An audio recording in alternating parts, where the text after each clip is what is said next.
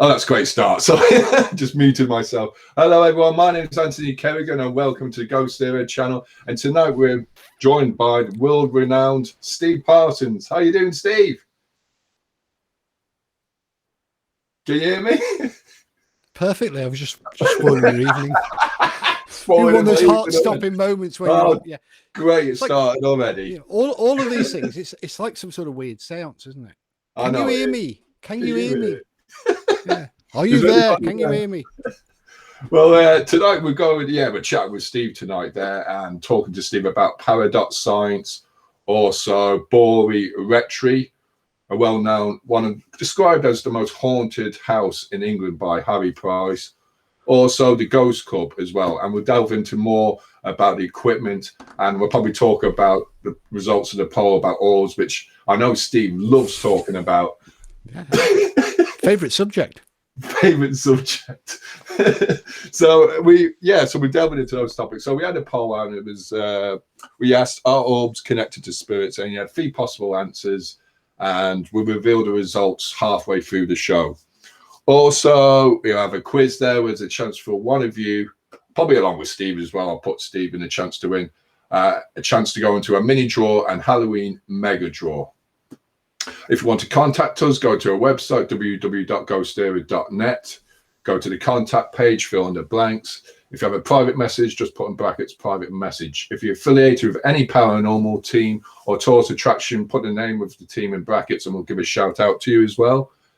Our email address is ghost_area66@yahoo.com, and you can also just put a post up here.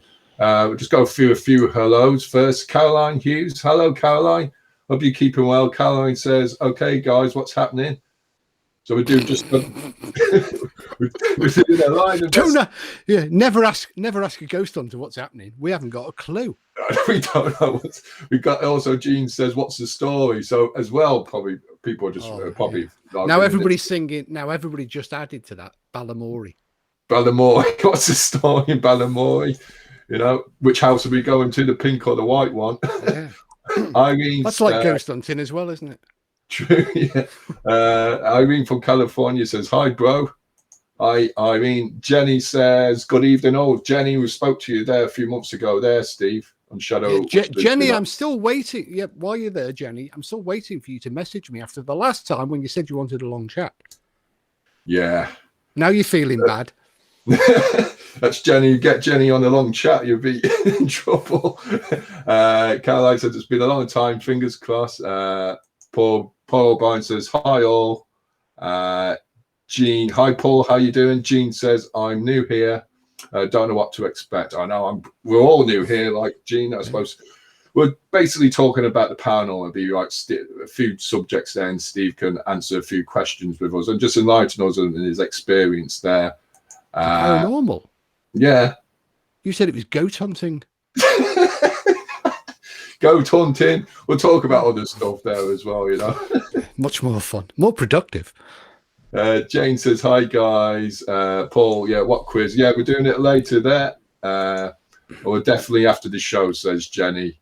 And well, not tonight. Not tonight. Not tonight. Steve's got to go over. Steve's got. He's trying to rush off and vote tonight. Are you still rushing off to vote tonight? I've still got to vote, but Jenny, give us a call one day next week.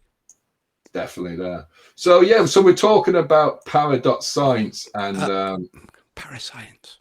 Para.Science, probably Para.Science. Sorry there, Steve. There and how Steve. First of all, Steve, tell us what is Para.Science. How was Para.Science is the same as GhostÉire. And any other paranormal group. It is just a small group of individuals who got together 28 years ago, 29 years ago. I can't remember anymore. A long time ago, before the internet was born, to do, to go and to try and answer the questions that we wanted answers to, which is, what are ghosts? How can we find out more about them? It was founded by myself and Dr. Ann Winston, my colleague, and we'd met in another paranormal group called We're All Paranormal Investigators, and we rapidly became unhappy with the way things were going, It was one of your sort of well-meaning archetypal ghost hunting teams who just really wanted a spooky night out somewhere. And they asked Anne and I because we were kind of the techies, we liked playing with the gadgets. And they asked us if we would bring along some recorders and such. And all we ended up doing was continually catching these buggers faking the evidence, which didn't go down very well with them. No. And they asked us, well, we resigned I think about 20 seconds before they sacked us. Jesus, yeah. And we realized that, if we were going to do this, we had to do it using scientific methods, the methods that we learned at school. Do you remember at school when you wrote down the aims of the experiment, the methods, the equipment, and then you a conclusion? Exactly. Yeah. We were going to use the tried and trusted methods of science, and so we said, well, what are we going to call ourselves? We're going to have a groovy name. Well, what are we doing? Well, we're doing paranormal science. Well, of course, that was a bit long, which that's just long-winded. So we stuck a dot in it. It's a silent dot, like the well, you're over in Ireland, aren't you? It's an infrasound dot, isn't it? You can't hear it. Well, no, I mean, you understand. Living in Ireland, and you understand. Every time I did a book signing in Ireland, it was a nightmare because somebody come up and say, "Can you sign the book?" Say, well, first of all, why? But and then it was always, what's the name? Sharon. Well, how do you spell that? Because as you know, in Ireland, like you've got all of these crazy Siobhan. Yeah. I'm English. You say that Siobhan, and then it begins with Sayaban.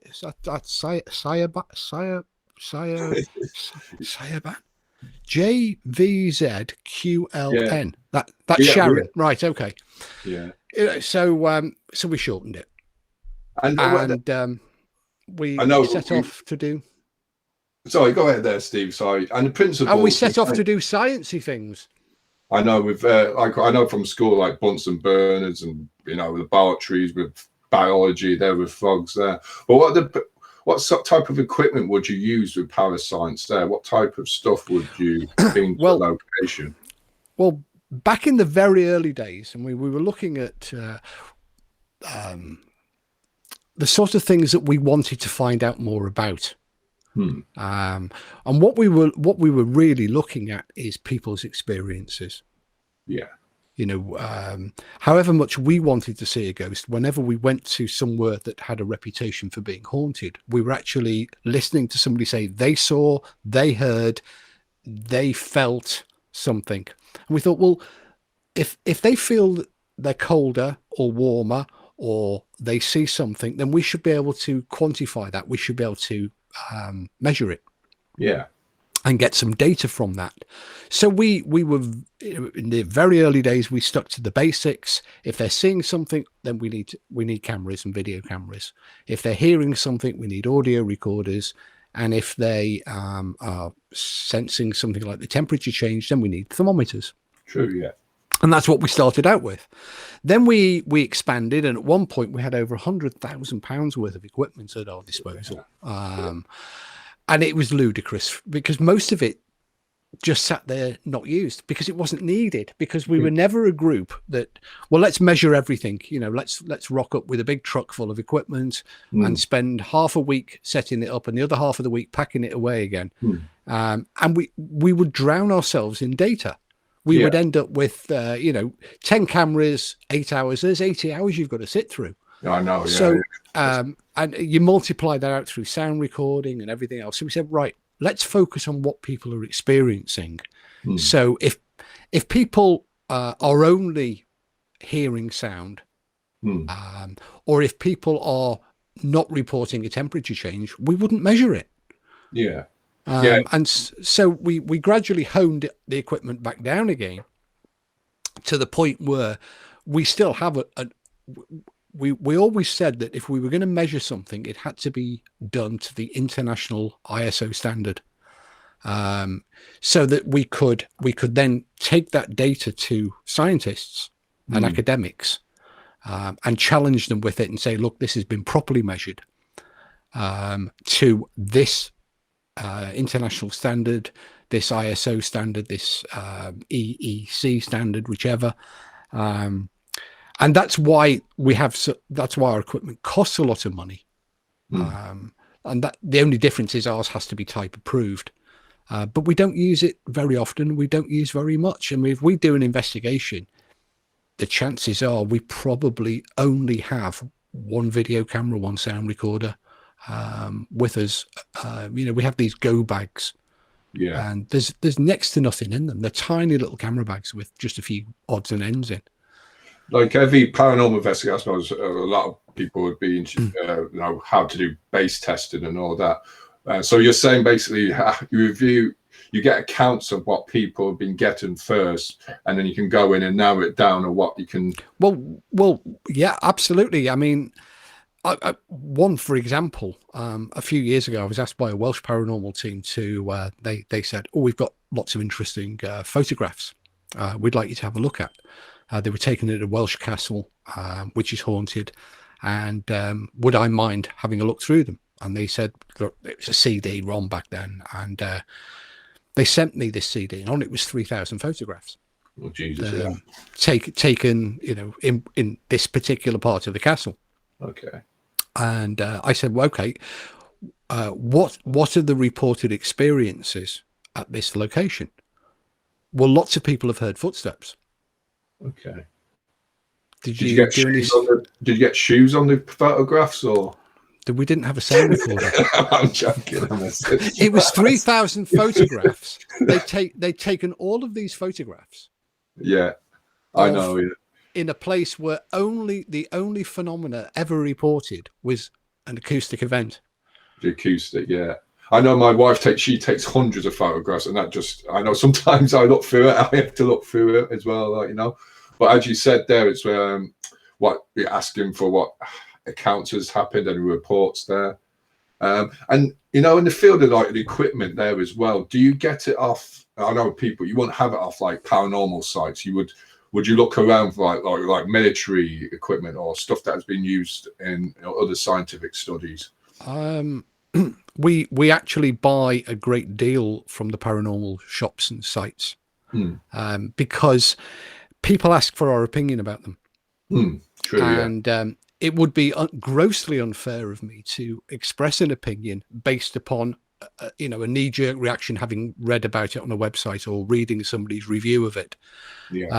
So we often do buy some of these newer items of equipment, and then we thoroughly test them, you know, in the real world, and evaluate them and find out. We tear them apart. We've even had software engineers taking apart apps, the smartphone apps, to find out, you know, how they're actually, you know, performing. You know, can the ghost radar actually see anything? How is the ovilus detecting? You know, how is the ovilus speaking? Not the actual, you know, microchip that makes the voice, but, you know, where is it getting the words from? We need to know these things in order to have an opinion about them, because it would be pointless to simply say, oh, well, I think they're rubbish. True. You know, I mean, it's just, you know, most of them are, by the way. But it's interesting point of view, because we're going to, like, you were involved and you did a big extensive study on infrasound, and you know, you got your knowledge on it is beyond sound. Well, somebody said to me a couple of years ago, it came as a bit of a surprise actually, that I'm probably the world authority on paranormal infrasound. That doesn't mean that I know more than anybody else. It just means I'm the only poor sod in the world that's ever bothered looking. Vic Tandy, bless him, did try, but sadly passed away, leaving only me, which, you know, in a field of one, I am the world's expert. Isn't that good? Yeah, which means you're boring sod. So I'm only joking on this. It's been said before. I'm only joking. In effect, that makes me the least steer of paranormal infrasound. True. As you mentioned, that's a scary thought. As you mentioned about boxes as well, like, you know, as well, equipment there, because probably talk about ultrasound as well in a minute there. But what about infrasound there? I'm going to ask you, because I asked this beforehand, before we start the show. We know it affects people, infrasound, but would you agree or disagree that it could affect spirits? I have to disagree on the basis that we can't yet define a ghost or a spirit. And until we have a definition and an understanding of what a ghost or a spirit is, or even if they exist, then we can't make any definitive judgments about them. Okay. We can certainly say with a very high degree of confidence that it affects some, and I stress some, people. Whatever else it does, people can speculate. And these locations you do the studies, are they mostly they're open to, like these castles or buildings? They give you that length of time to investigate. How long would a study take? Well, the most recent one I did, which was a museum building over here in West Wales, about an hour. In order to, you can do a basic assessment study in about an hour. And then to do, you might then want to, that might suggest that it's worth going back and spending longer. Some of the infrasound trial studies that we've done have looked at the location for months. Okay. Because there are so many variables with sound. If it's being caused by the weather or something within the environment, it might be intermittent. It might only, occur occasionally, and to go along for a few hours just doesn't give you the necessary data. But what you can get in that initial hour is sufficient to make a judgment as to whether it's like going to the doctor and the doctor looking at you going, yes, you're ill. We need to run some tests. So that hour is a sort of a, yes, you're ill. Yeah. And is the, like, for infrasound in particular, if we're talking about infrasound, is there any particular equipment that people can buy over the internet, like even if you're an investigator or just somebody at home watching this? Is there ways we can detect them? Well, there are paranormal websites that will sell you extraordinary pieces of equipment with extraordinary claims made about them. And to measure infrasound scientifically still costs more than 4 figures. Yeah. So dollars, euros, pounds, it makes no difference. Yeah. But however, when we were doing the infrasound experiments, we realized we found a method, and we ran it through the National Physics Laboratory to see if it was valid. And we found a method whereby you could use a smartphone or any ordinary sound meter. Okay. So these £20 sound meters from Amazon, or your smartphone, if it's got a sound level app on it, providing it had a number of small,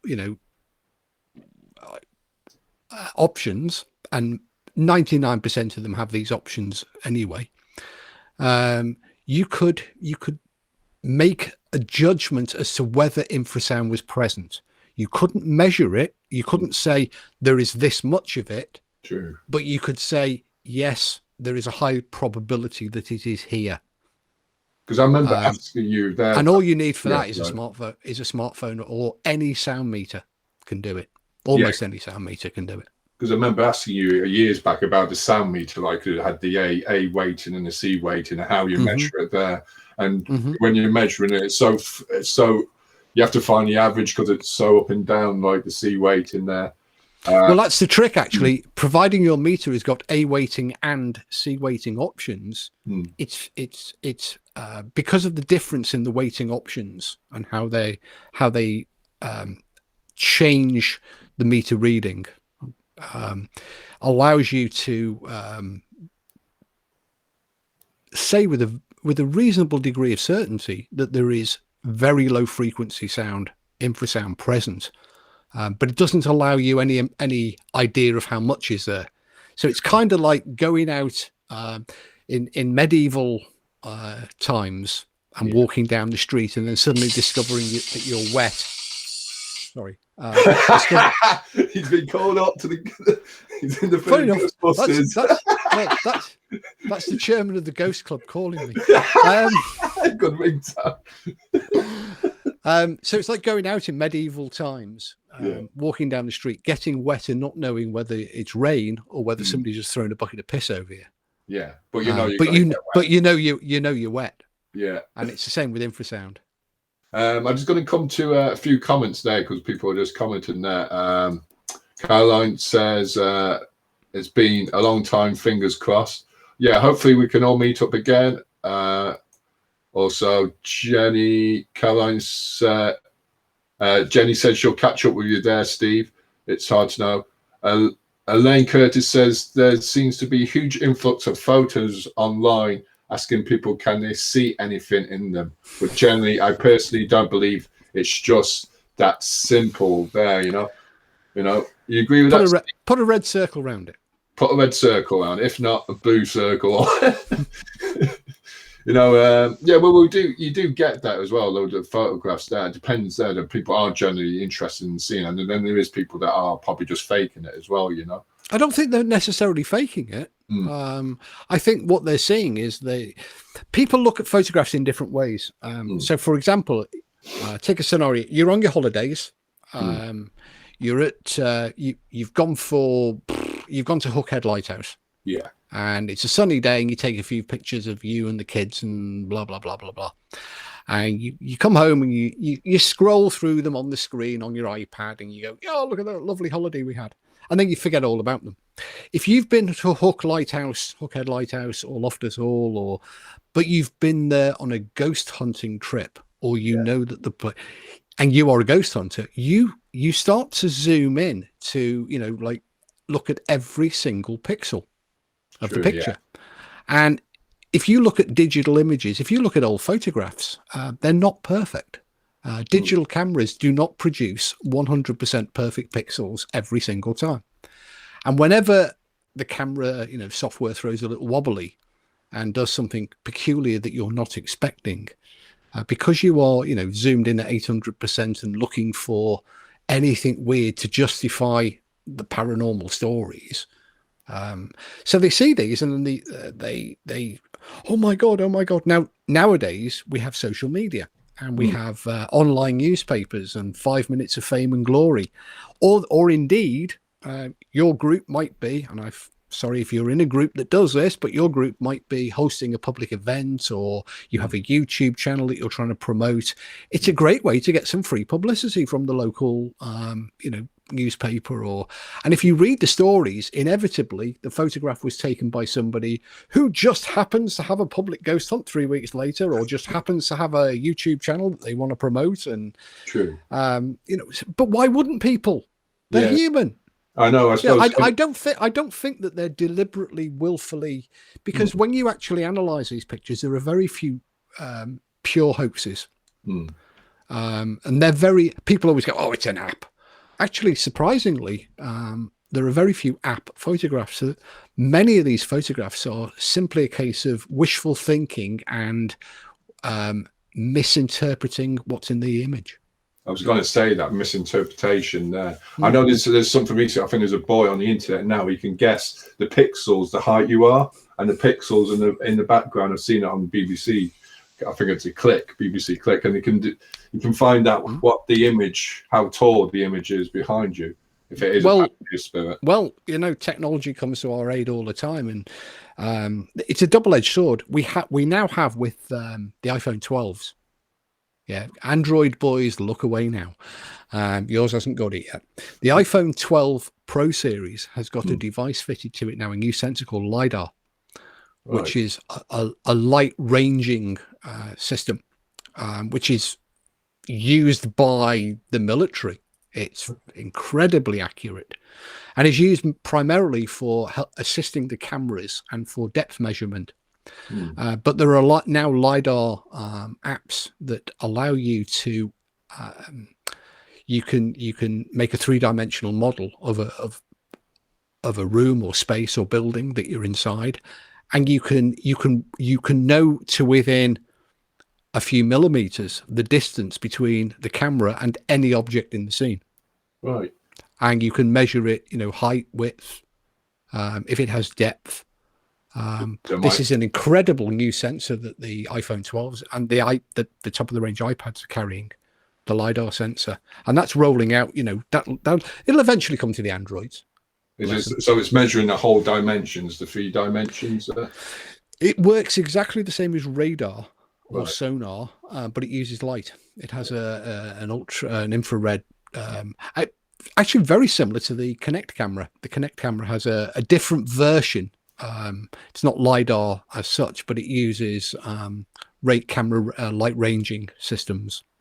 Oh wow, this is interesting because I you know, because as you mentioned light there, everything's measured in light distance, like a meter and all that. You know, well, you know, light is a fantastic way of measuring things with extreme accuracy. You know, fractions of a wavelength of light. And we are getting that technology. However, this technology, smartphone and modern camera technology, is so advanced now that we can't trust it anymore, because we all know how very quickly, and that's why people shout app, because we know how quickly I could drop you know, I could be on a ghost hunt alongside you with my phone, and I could take a picture and turn the camera around, show you, and there would be a ghost there that I've put there.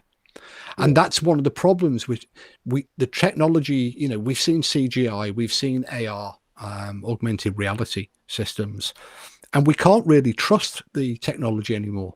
You know, from the days of the Brown Lady of Raynham Hall, you had this interesting photograph and a negative that you could look at, and you could send it to Kodak, and they would, well, yes, we think it's real. But now with digital technology, you can create, well, we've got Albert Einstein advertising something last night whilst he was sitting in a bathtub. To vote for today. You know, it's that the technology is so advanced that we trust it anymore? You know, do we trust what we're seeing on the screens? I'm going to show a video now in a minute, because we're going to show a video about infrasound, because this is an interview. I think you're on the show there with Joe Swash. We talk about Joe Swash as well in a minute there. And more into that because of ultrasound as well, how that's developing as well into what we know in our appliances in the future there. Paul O'Brien just says, have you left kit in locations for days? We've left kit in locations for months. In fact, two pieces of equipment are still on site now at 2.5 years, and we still get data feeds from them every single day. Elaine says, I heard an interesting question today that there was, do you think sound manifests on its own without a ghost actually being there? In other words, sometimes we see apparitions with no sound. Do you think it's possible we record sound with nothing else, no force or spirit there? Any thoughts? In order for there to be sound without sound by its nature, sound is a pressure wave in air, and is caused by a solid moving. So, for example, or you know, my hand hits the table, the air moves aside. It hits your eardrum or the microphone diaphragms. So you cannot have sound in a vacuum. You cannot have sound without a cause. And that cause must be physical. Now, I know people will go, oh, well, ghosts don't need to conform to the laws of physics. Well, actually, we can demonstrate that in many cases, they probably do. So, yes, there can be sound without apparent and obvious cause, but there can't be sound with no cause. If that kind of makes sense. We've been experimenting the past few years, and we had, it was an expensive piece of equipment, an acoustic camera, and the way it is, it's putting sound into vision, and we could see the amount of the sound is everywhere. You know, the vibrations, it's just everywhere. Like, you know, we used it to see if we could locate if a spirit was talking, where they would be in the room and the frequency they were coming in. But it opened up my eyes to see how much sound is around, and you know, the octaves and all. You know, it was interesting there. Paul Bryan says that it's true. I zoom in a few. I think that's photographs there. We all do. Yeah, we all do that. It's a human thing. I do it. You know when you come back from the beach and you got those pictures of that lady with the bikini and like the far end of the beach. It's even a different way. Big lens. Oh, Anyway, Joe just said that out loud. Okay, Joe Swash is coming up, so put Joe Swash on quickly. Joe says, Joe Dorman Jr. Hi, Joe. Also, a lot of apps downsize the pixel size of images and faint outlines. Images can be exactly. lost. I mean, for example, your smartphone's doing it. The screen resolution on your camera is about 2.8 megapixels, but the camera is about 12. So it's got to throw away an awful lot of stuff in order to put it onto the screen of your device. Even my 5K iMac here is chucking away. You know, if you look at a picture full screen on your big screen computer, have a look at the actual magnification factor, and you'll it's probably less than half the resolution of the original. Yeah, I know. So you know, when you look at the photograph on a digital device, when you are by default throwing away huge amounts of information. So you're suggesting that we should, for the amount of pixels we should be focusing on, we should be, you know, variant on it. Well, it actually depends on what you're using the picture for. You know, we take a great many photographs in Para.Science, or indeed, you know, the SPR investigation teams, but those photographs they're not there to catch pictures of ghosts or other anomalous phenomena. 95% of the pictures that we're taking are there to check sightlines. Can the person see what they, you know, where they were sitting? Can they see what they said they could see? You know, for example, could they see into that room? Could they see past that door? Could they see past that pot plant? Right. Or they're helping us, you know, with mapping a location, you know, trying to understand the layout of a building. Right. And because that all comes down to trying to understand the original experience, because we weren't there. And if a person says, I was sitting, you know, watching Coronation Street, or I should say EastEnders because of Joe Swash, you know, I was watching EastEnders and I saw this. Well, could they have done from there? You know, if they were looking that way at the television, could they have seen something that was over there? Yeah, how did it originate and how it and so they're the things that we're using the cameras to test and to try, and we're not trying to catch them out, but we're trying to understand their experience. Yeah. It's kind of like, you know, the detective going in after the murder has been committed and the body's been swept up and trying to figure out what's happened. It's, I suppose, mostly with paranormal stuff. I suppose some people would see it as a Phil going out every day, and then some people would see it as like CSI, like, you know, forensic stuff, like yourself. There are. I mean, if you consider, and I know we're going to be talking about it later, the SPR has been founded in 1882. Now, if you watch some of these YouTube or Facebook live ghost hunts, they are getting more evidence in 2 hours of live streaming than the poor old SPR or all of parapsychology has managed in 150 years. True, yeah, I know. I see. Yeah, there's a lot more. No, that in itself is paranormal. True. Yeah, a lot more people getting more stuff. Well, we're constantly in a live world, you know, as you're saying, like, you know, there's more channels, everything, live broadcasts and all that. I'm just going to so go ahead. Yeah. No, I was just gonna while the video's playing, leave people with a quick thought. Given that we have all of this technology, groups are going out. There are around 12,000 ghost investigators in the UK currently. And we worked out, we did some rough maths, you know, it's about 10 to 12 in a group going out every Saturday night, blah, blah, blah, blah, blah. There's about 900 groups. That works out at some ridiculous figure like 50,000 man hours a year spent looking for ghosts or spent in haunted houses, carrying cameras, sound recorders. Where is the hard evidence? True, yeah. Because if ghosts were as common as people are saying, we should be inundated with stuff, not sort of dodgy photographs and stuff the way we have to put red circles on so that people can even see if there's anything unusual in the picture. I mean, they were doing better than this in the 1930s. I was going to say that to you, like the amount of people investigating, everyone's got the apps and all that, you know. How much is there really spirits out there? Is it to do with a kind of vision? Or do we believe it? Well, I'm just posing the question because you've got 12,000 people on a Saturday, well, about 8,000 people every Saturday night in haunted places with good quality cameras, night vision, day vision, you know, good quality sound recorders and such, but we're not seeing the hard evidence. True. And that worries me. Yeah, I know. What are we doing this for, Steve? Anyway, I know what I'm doing it for.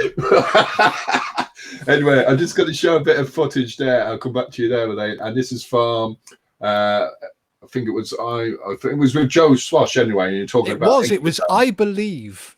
I Believe, that's the one, yeah. And yeah, well, good luck. So I'm going to show this footage. This is about infrasound, folks. Okay. If you're in a haunted castle, and you feel a little bit unwell, a little bit unusual, you feel that there's something around you, you feel anxious, you're more likely to say that's down to spirits or that's down to a ghost being there. Because you're not going to think it's down to sound, are you? You can't hear infrasound, but you can feel it. You are aware of something happened then. Yeah. Now, because we're generating this huge amount of energy, we're also causing things within the rooms to start vibrating, the windows, the doors. So are things vibrating now just without us seeing? Very, very subtly. If you take a stroll around in here and in the corridor, you'll feel how the sound or the feelings change as you go through the building. The noises I'm hearing are actually the castle walls vibrating. Is this puddle vibrating? Yeah. Is that because of the infrasound? It will be, yes. It changes, doesn't it? It gets louder. It does. And quieter. Even in a space like this, it's rather like the water on the surface of a bath. It's a complete chaotic ripple of sound as it hits all the different walls. To put his theory to the test, Steve's taking me to a part of the castle that's supposedly haunted by the ghost of 2 children. Right, so shall we have a look on the meter and see if there's anything peculiar happening in this room? These 2 spikes are right in the sort of range that we would be looking at. That's what we're looking for, So maybe, as the wind blows, as the noise changes, the infrasound is rising and falling, and it might just cause people to have an experience. And then 5 minutes later, gone again. Gone again.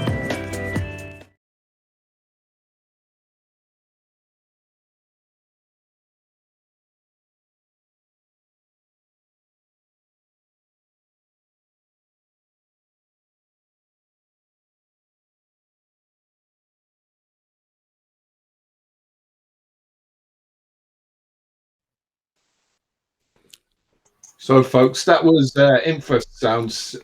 With Steve was interviewed by Joe Swash there. I think one of the main questions people want to know there, Steve, is Joe Swash going? Is he as sexy as he is Joe Swash going back to EastEnders? I have no idea. In fact, truth be known, and this came up during when I was working on I'm Famous and Frightened, and I don't watch a lot of television, and so I don't know who these people are.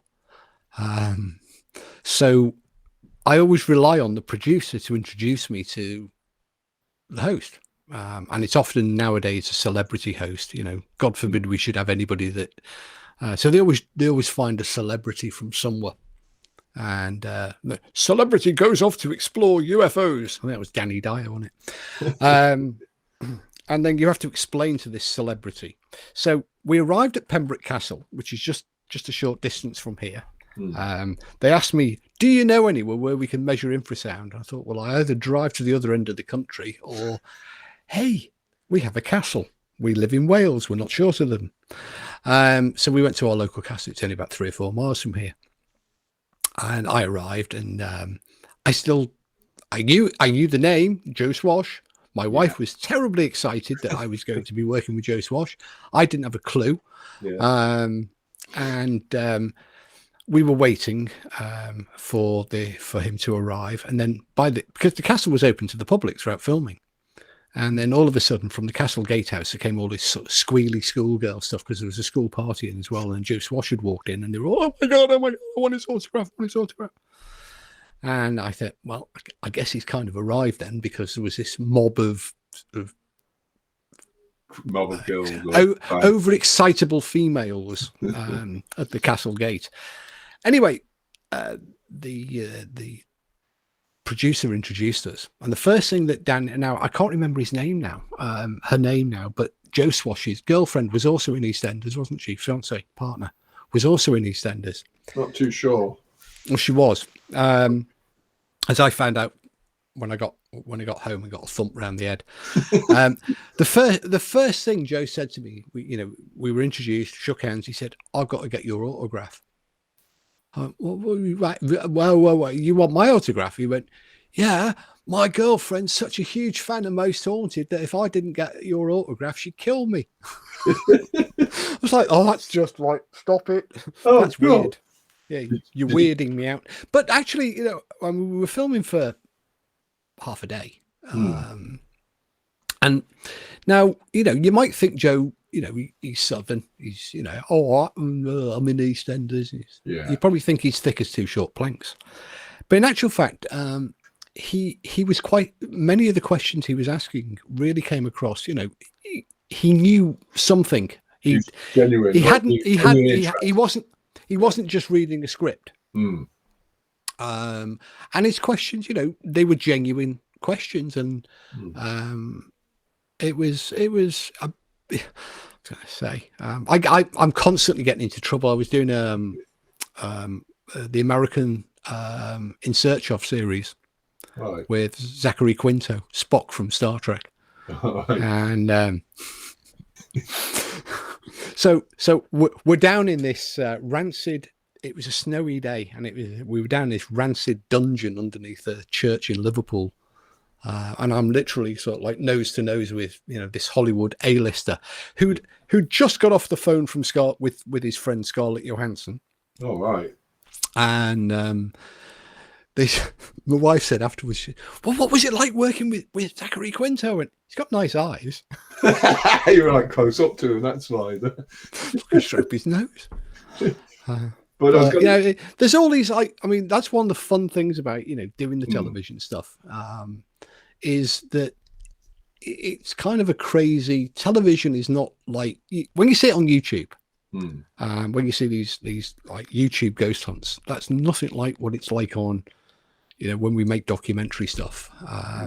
It's a huge amount of standing round and a huge amount of boredom, and that used to come across on Most Haunted too. And we tried to get the right camera angles, the right views of the light and all that. You can't just go record like. No. I mean, if you think Most Haunted is just a group of people walking around with a night vision camera, it's far from it, and it means there's an awful lot of standing around, bored, and we started inventing games with one another. Kieran and I, or Richard, we would play these little games. One of them was called the Continuity Error game. And because you would walk through a door with the camera behind you, and then you'd have to wait, and the camera would go through the doorway. You'd have to go back the other way and then walk through as if you were walking towards the camera so they could get this continuity shot. In between times, we would change things. So big torch, little torch, different, we would play little games. One location at a Welsh castle, find the episode where where the EMF meter gets swapped for a block of cheese. And the investigator is, how the investigator always walks around behind David and Yvette. Yeah. Going, I'm measuring. The investigator on that occasion was doing it carrying a block of cheese. Well, you probably paranormal investigators out there would know there, like you might come up short with doing a photo shoot or something now, getting photographed there. and you've only got a brick in your, you forgot your equipment, you've only got a brick in your car. That's the only very useful item. The amount growing up on Merseyside, bricks were always highly sought after. You could prop the car up on it when you stole the wheels, or you could put it through the neighbour's window. Yeah.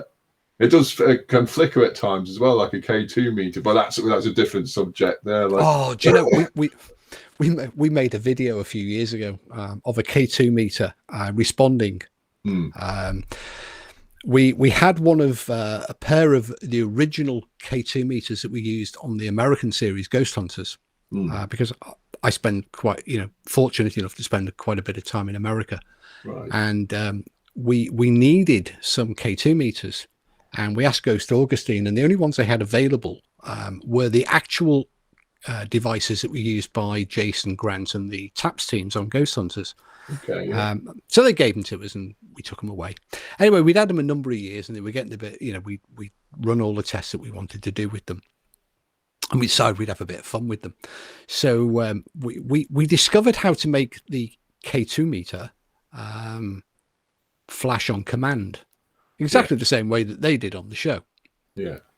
And so we filmed this sequence of this K2, answering lots and lots of important questions. And then it ended up with the final question was, can you do something? Can you make a sound? Can you move something? And the meter went, yes. And then a 50-pound cannonball dropped onto the K2 meter. Freaking hell, like. Broken. That was the end of that. Elaine said, Steve, I know you're talking about sound, etc., but can you pick your brain for thoughts on physics that might make an apparition possible? You can, and we have, and there have been others that have done it too. There have been a number of experiments. Some of them are flawed, some of them are better than others, but one that you can go and read about if you have a look at Project Haunt, which was done by Professor Chris French at Goldsmiths College, London, and using sound, using light, using other physical, real world environmental changes, you can create all of the impressions of a haunted house, including the appearance of apparitions. Because what you're really doing is using the environment to reverse engineering people's experiences.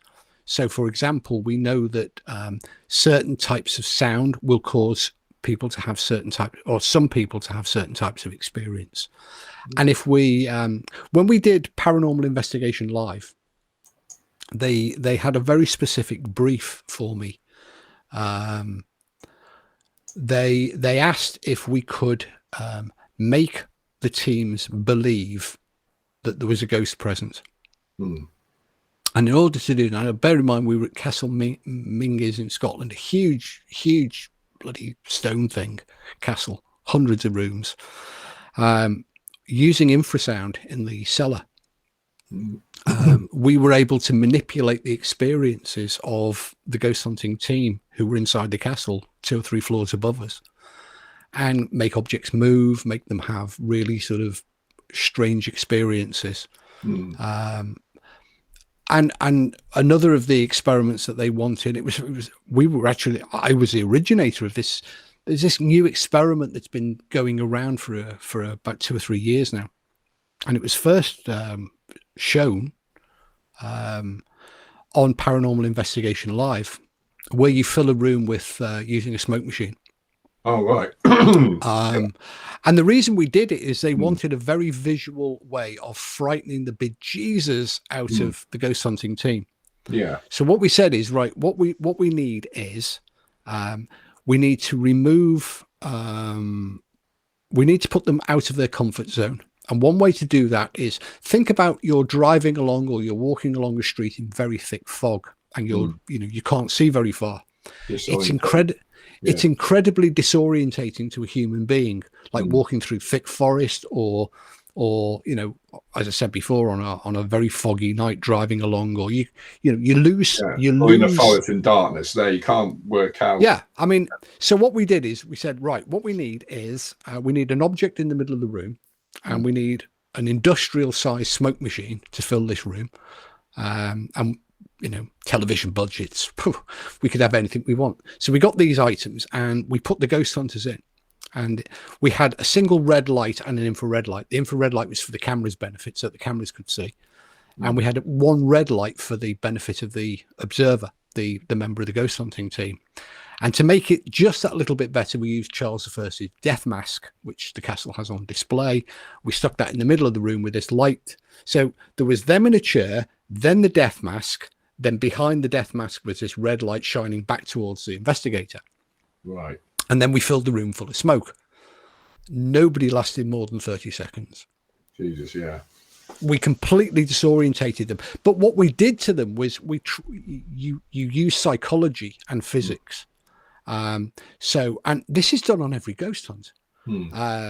Every public ghost hunt you encounter, you see the investigators wittingly or unwittingly using these same tricks. And we were exploiting the weakness of the human psychology, the human psyche, by explaining that, well, what this experiment is, it's to visualize a ghost. So that we will put a trigger object in the middle of the room. The trigger object is the death mask of Charles I. We will then call out and invite the spirit to come into the space. And of course, if it does, it will walk through the smoke and make the smoke swirl, and you know, you'll be able to see that, you know, you're able to see at least where the ghost was.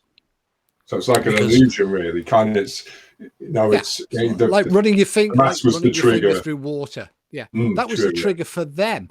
So we had them thinking about ghosts, and we had them thinking that there was a ghost in the space. And we sat them in a chair looking at this death mask, waiting to see if the smoke would reveal the ghost. What we were really doing, it was a sensory deprivation experiment. To see how long that we could, before we could spook them out. True. And you see this on a lot of investigations, how you see it being done. Now, it's not normally as blatant as that, or as because television has to have visuals. It has to have, can you imagine a television show where nothing happened? No. Exactly. No. It has to have those triggers, as you said there. So we had to build them in. But you actually see that being, on every ghost investigation, you will see the medium or the team leaders. They will call out, or they will invite members of the public to call out. And they'll say to people, if any of you hear a sound, let me know, or just call out, or let everybody know that you can hear something. As soon as one hears something, the leader will always, well, thank you, spirit, can you do it again? What you're really doing is psychologically reinforcing the belief that there is something there. Yeah, you're secondary guessing, or you're priming the pump of expectation. And then there's the alpha situation, I suppose. Then you could probably look into that. Then, like, if the person who's the head of that group there hasn't heard it, but somebody else underneath hasn't, then that head person would have to hear it as well. Then, well, the head person would have. What you often find, and again, you can use a lot of psychology in this, is that the leader will often have to be the best, or not necessarily the leader, but the team's psychic lead. And it can be really quite interesting from a psychological perspective, watching the interplay when you have a group of people at a haunted location calling out or doing experiments, table tipping, Ouija board. It doesn't really matter what they're doing. But if you have somebody there who believes that they're sensitive, then you get this strange power. It's an battle going on. You get the medium saying, well, I heard it too, and they also gave me the name, and I'm also picking up. They're trying to outdo one another constantly. And I suppose would that go back to as well, like cavemen sort of stuff, like being like danger, No, it's just pure human. Power, it's just ego. It's just ego. I'm in charge of this investigation. I'm weirder than you. And but I mean, some of them are physics, not psychology. But physics is important, Elaine, because without the physical triggers, the psychology doesn't work, or is much harder to make work. So we need the physical support to make the psychology work. Yeah, so physics is essential. We're going to go talk about Borley Rectory in a minute there. But first of all, we want probably one last question on Para.Science and all of that, on about infrasound. Now, ultrasound as well. I suppose people with automatic doors, burglar alarms, motion light sensors, and phone apps and mainly phone chargers and car chargers in the future they're planning. Do you reckon this, would this harm the paranormal, or is it? It's opening up some interesting on this. When we were looking at one end of the sound spectrum, the infrasound end, the very low frequency end, we also started to look at some of the military applications of sound, and we discovered that the low frequency applications never worked, but but all of the very high frequency, the ultrasonic frequency, non-lethal weapon technology, like LRAD, the long-range acoustic device, which is used against Somali pirates on ships or for riot control. Basically, this is a big flat thing, a big flat ultrasound speaker that channels a very narrow beam of extremely high frequency sound at people. And we were looking at the results, the effects of it, and realizing that those effects were very similar to what people report in haunted locations. And so for the past 4 years, a lot of the research has shifted up frequency to look at the ultrasonic range. Now, there are some problems with ultrasound because infrasound is always there. Where you are in Kerry, where I am in West Wales, there is infrasound, because it's created by the environment that we live in. It's caused by the jet stream, the wind blowing, the waves crashing, vehicles going up and down roads, industry. We make a lot of infrasound. But ultrasound doesn't have those natural, widespread sources. And it doesn't spread out very far. No. It's very, very sort of focused, very centered on a location. And we also realized, because I'd just come back from Woodchester Mansion when we were sort of starting looking at ultrasound, and one of the pieces of equipment that we were testing was a bat detector, because it's an ultrasound detector. Bats communicate with ultrasound. Yeah. And you realize that, going back to Elaine's point, that physics and psychology work together. Bats, a lot of people are frightened of bats. They're nervous in places where there are bats because they think that the bat's going to get tangled up in their bra or hair, or especially my bra. Well, so there is this, if you ask a group of people, bats are like spiders. Some people like them. Most people are, I don't want to go in there, it's got bats. So you have the fear factor, the psychology. But bats are incredibly powerful little ultrasound emitters, because that's how they hunt for their prey. They ping out these ultrasound waves. Yeah. And they're very directional, which means if you hit, if one of them is directed at you, you get this sudden burst of very intense ultrasound, and then it's gone, and then it's back, and then it's gone, and then it's back, and then as the bat sort of navigates its way around. And we have been looking at whether bat ultrasound is sufficiently powerful to cause people, these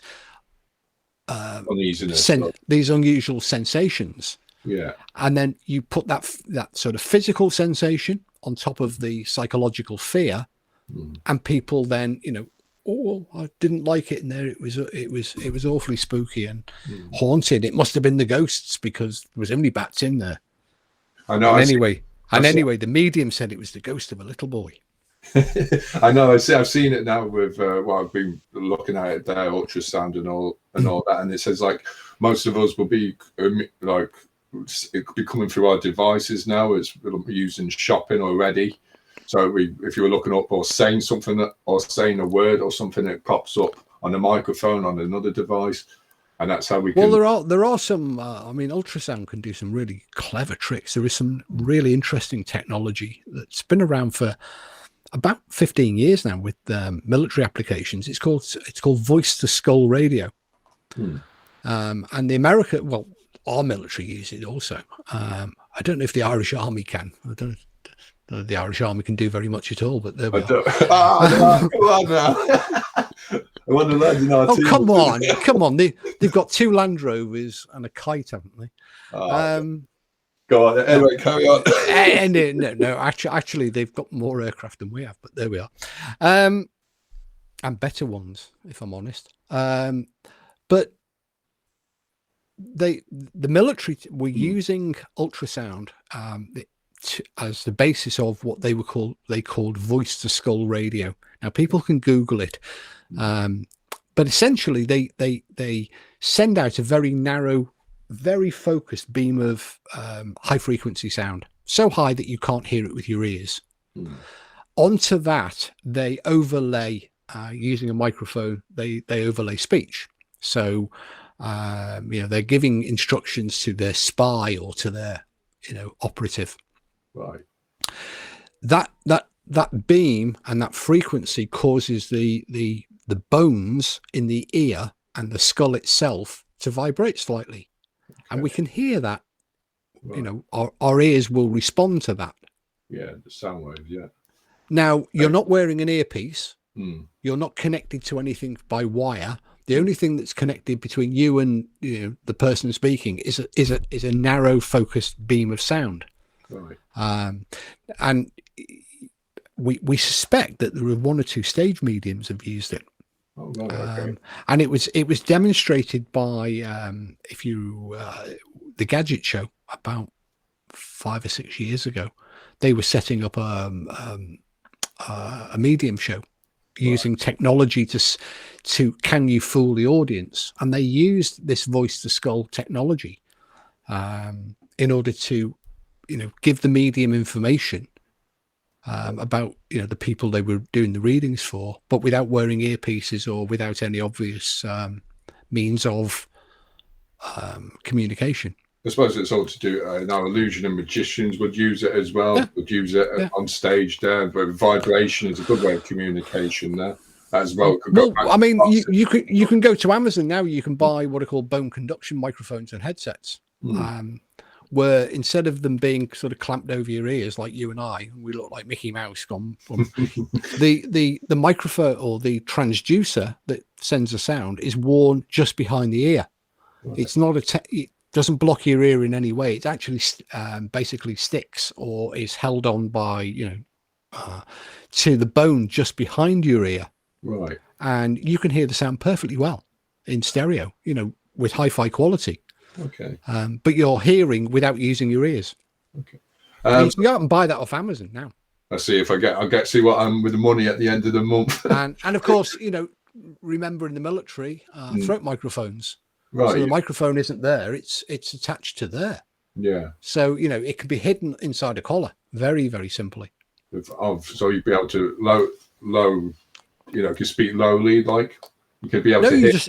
You would just speak normally, or not speak at all, because with some systems, but ordinarily you would speak normally. But the microphone, instead of picking up the air pressure as it changes coming out of your mouth, it actually picks up the vibrations of the larynx. Right. So yeah, we can. Sound is fantastically interesting. I know it sounds interesting. Am I joking? It's absolutely fascinating. I'll just press on to the quiz there, because we've got a chance for yourself to enter a mini draw and Halloween mega draw. And I want you, the first person to type this word has a chance to join in the quiz later, to pick out. You have to pick out 1 of 6 locations. So I want the first person to type in infrasound, INFA. SOUND. That's infrasound. The first person to type out infrasound has a chance to go in the mini draw and Halloween mega draw. Steve, I got personally for yourself there. I can't enter. Yeah, you my can. keyboard. No, I can't. But I can ask you anyway. I can't because I can't reach the keyboard. So Jenny is sound infrasound. So Jenny's first up. So Jenny, you have a chance now. So with lighthouse, mortuary, office, graveyard, asylum, or well, if you can just type back, Jenny, one of those places: lighthouse, mortuary, office, and graveyard, asylum, well. Just type one of those locations, and you have a chance to go in the mini draw or Halloween mega draw. I'll give you a choice as well, Steve. Pick one of the 6 there. Use your psychic abilities. Okay, picked. Yeah, have a pick. Which one would you pick? Which one would I pick? Yeah. Undoubtedly the lighthouse. Lighthouse, okay. With Steve's down with the lighthouse. And Jenny, just let us know there which location as well with yourself. If you can just put down one of the 6 locations, type it down. And then we'll go. And then you have a chance to go in the draw when you're ready, Jenny. So if you like to contact us, go to she says the office. Perfect there. Okay, you can go to our website, www.GhostÉire.net. Go to the contact page, fill in the blanks. If you have a private message, just put in brackets private message. Also, if you like to leave a comment on this live show, you can do as well. So we're going to be talking. The next subject now is Borley Rectory. So, like Steve has something in the background there to show us there, Steve. It's not a live scale. It's a miniature scale version of Borley Rectory, and it has the rooms. The rooms are identical as well, Steve. Is it?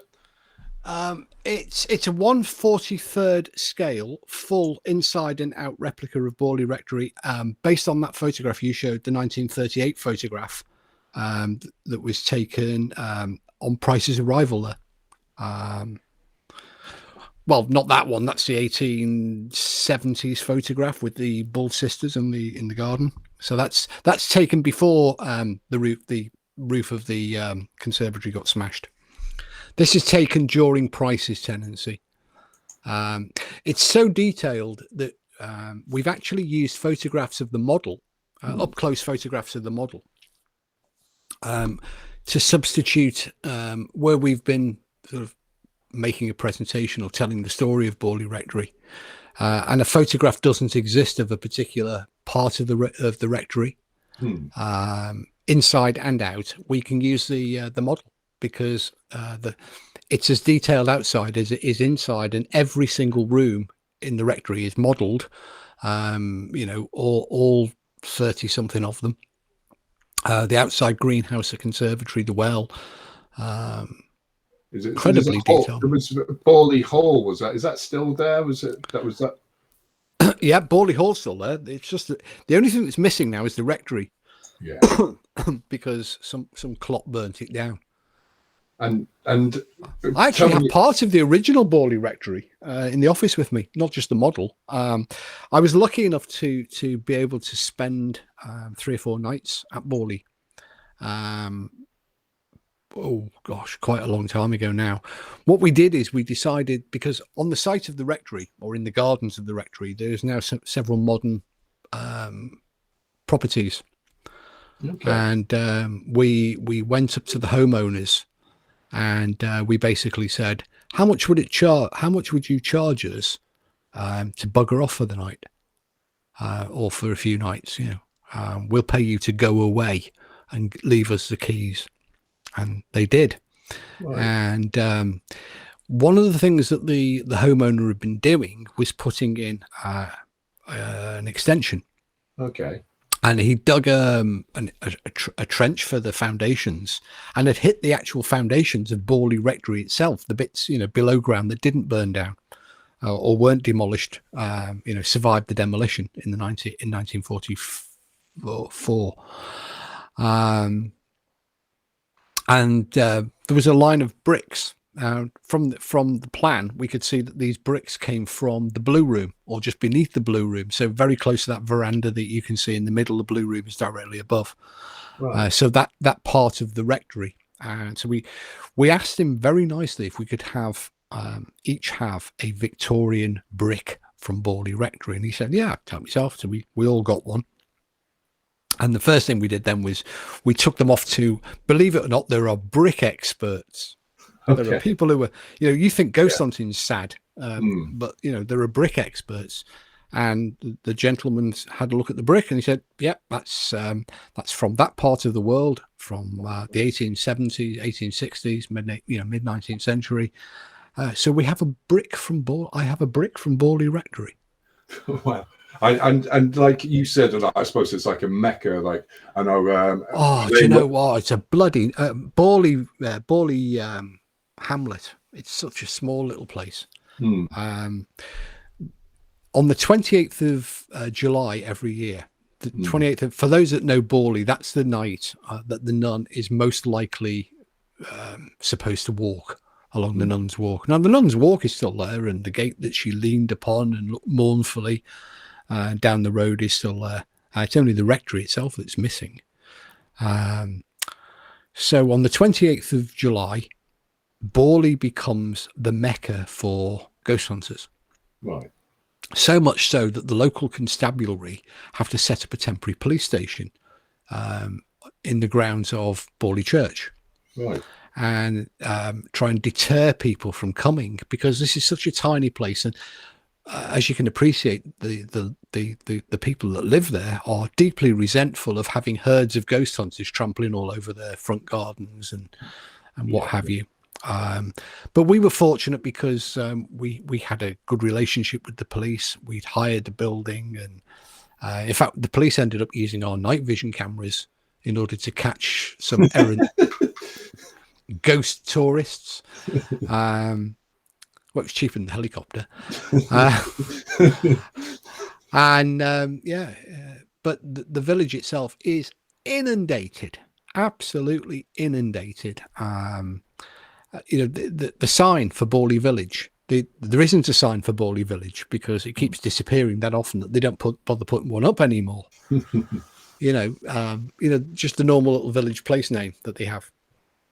It kept disappearing that often.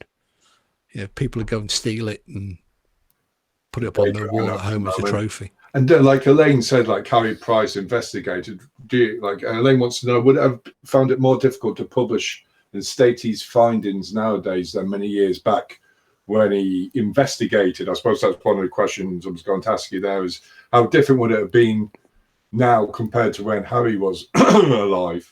I don't think the case. I don't think the case would have been the same. In that times have changed. We have modern comparisons with Borley Rectory.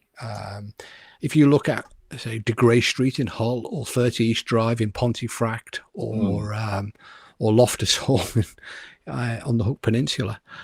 You have now these locations with reputations built entirely on the claims of hundreds, thousands of visitors, and their sensationalist accounts of their experiences there. What Price was able to do uniquely then was he said, right, I will rent this building for a year. I will recruit a team of people, investigators, and I will equip them and I'll put them in there and we'll see what they find. And he took he'd already spent 9 years investigating Borley Rectory to that point. He then spent that whole year building, putting these teams in and looking carefully at their findings before he ever put pen to paper. And I suppose now, people go out on a Saturday night and there's a race to get there. Well, they're putting it out live on Facebook. There used to be like the first couple of hours on a Sunday morning, you would see the ghost hunters starting to wake up and fight to be the first to get their pictures and videos onto Facebook. I know you see it there, like, and as you said, I suppose it doesn't depend on if it's the most haunted. It's probably the most visited. There doesn't mean it could be haunted. Well, there, how do you define most haunted? I mean, I've driven through Wexford and seen the signs. Visit Loftus Hall, the most haunted house in Ireland. Well, says who? And interestingly, the one with Loftus Hall, that well-known story about the devil. Launching himself through the ceiling and then leaving a hole in the ceiling. Have you ever actually looked at the hole?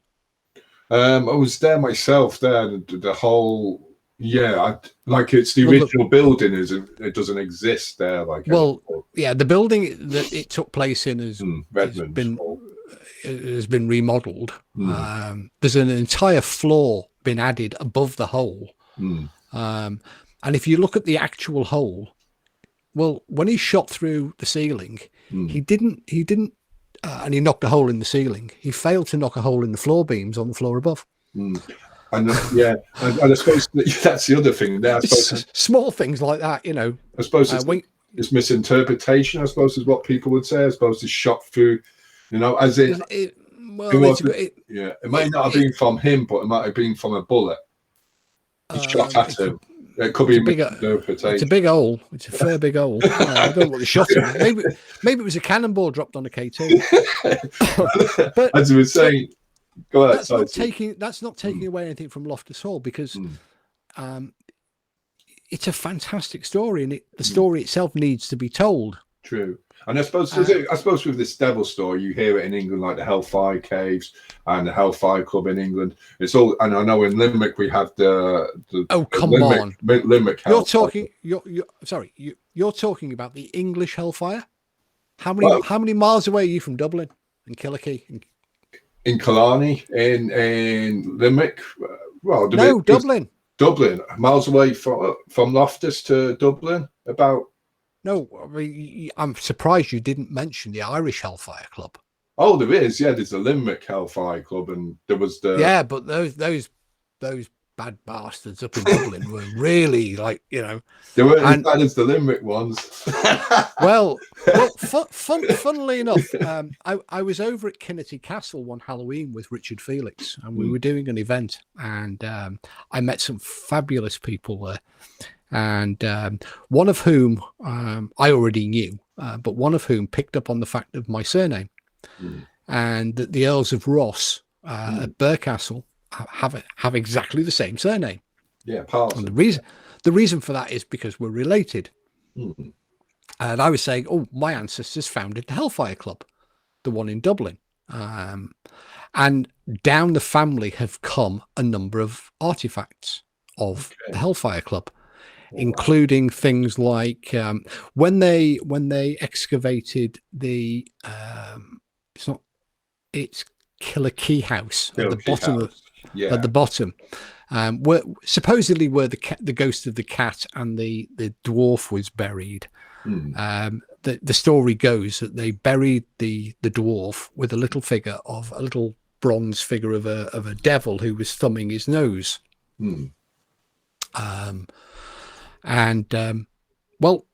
It's behind me. It's sort of on a shelf over there. Though, because they were given to members of the Hellfire Club, and they sort of lingered on down the family.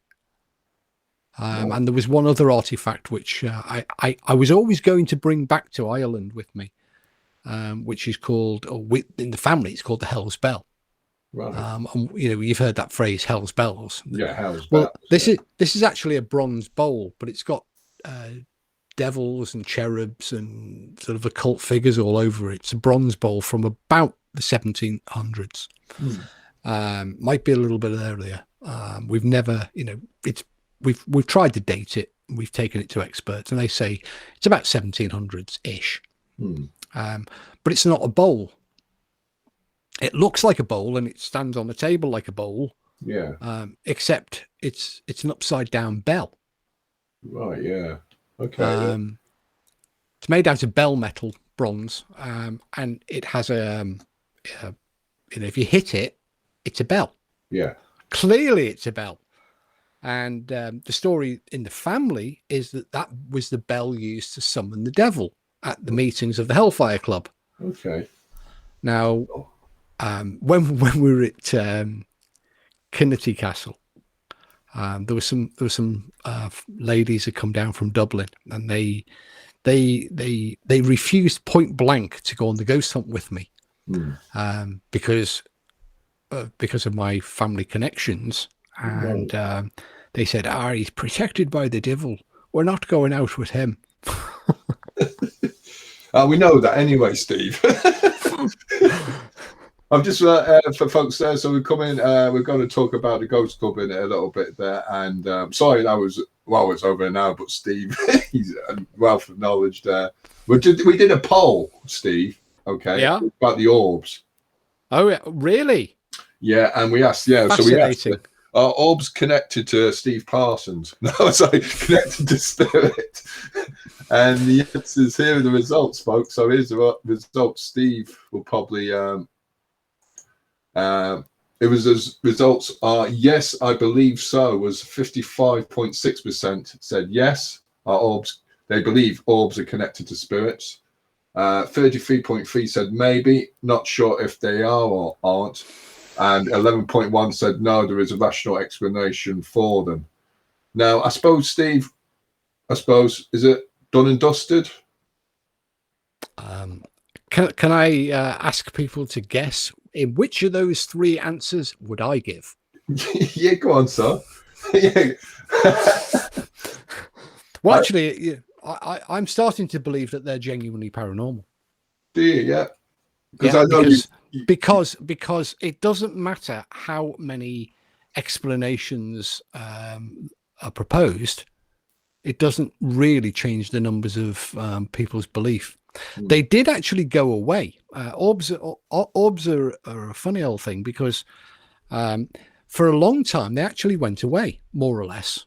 Never completely, but people stopped worrying about them. EVP was much more interesting. A night out with your ghost box or your SLS camera. People stopped bothering with orbs. That's a good question, Elaine. So go on, Steve. Sorry. And I'll come to that question from Elaine in a minute. And then they came back, and they keep doing it. Now, that's not because they're genuinely paranormal. It's because people's beliefs are hard. People intensely want to believe, and when they see something that they can't immediately explain, it reinforces their beliefs. It's kind of like religion. So they use a lens as a backup. I suppose, as Elaine says there, like we were talking about, there's a difference between what we see with our own eyes as an orb and what we see on the lens. Well, there are definite differences in the way they are produced, but that doesn't mean to say that one type is paranormal and another isn't. Now, before I begin this explanation, I've got to start by saying that the research that has been done only applies to the recent phenomena of the digital camera orb. It does not apply to other, the others, pre-existing phenomena. So, for example, almost every camera manufacturer, Canon, Sony, Fujifilm, Panasonic, if you buy one of their cameras, one of their small digital pocket cameras, you will see somewhere in the instruction manual a page saying, "I keep getting white circular blobs on my picture. Is this normal?" True. And the camera manufacturer will explain how it happens. So it is perfectly normal. People sometimes say, "Oh, well, I get them on video too." Well, a still photograph is a frozen moment of movement. True. And a video camera is exactly the same as a still camera. The technology is identical in both. One catches 30 or 60 pictures a second. It's called video. One captures one picture. It's called photography. But the actual technology is identical in both. And if your camera can connect, take a picture of an orb, it will take a video of an orb if it can do video. Now, I want to throw a lifeline to the orbists. Yeah. Because I live in Wales, and Wales has a long history of the Canoli cough. or the corpse candle, or canoisley corf. I have put my Welsh accent on to do it, you see. And because now I've lived here for 14 years, and people believe I'm Welsh. I know. Actually, two weeks in Wexford, and I can get away with coming from Enniscarthy. The similar phenomena, i.e., little blobs of light that people see, these corpse candles, have been reported hundreds of years before the existence of digital photography. They are not the same phenomena. However, there are phenomena which cause the human eye to see little blobs of light.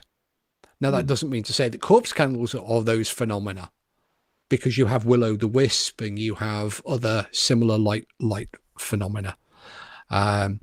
There is a syndrome called Gordon Bonnet syndrome. I think it's some Bonnet syndrome, Charles Bonnet syndrome. Okay. Which causes this. And if anybody wants to find out, have a look under phosphenes, spelled with a PH. So it's PHOSPHENES, or magnetophosphenes, which are caused by electromagnetism. And they also cause the human brain to think that the eye is seeing blobs of floating light in front of it. So if you've eliminated all of those known phenomena, then you are, you have an interesting thing that you want to consider.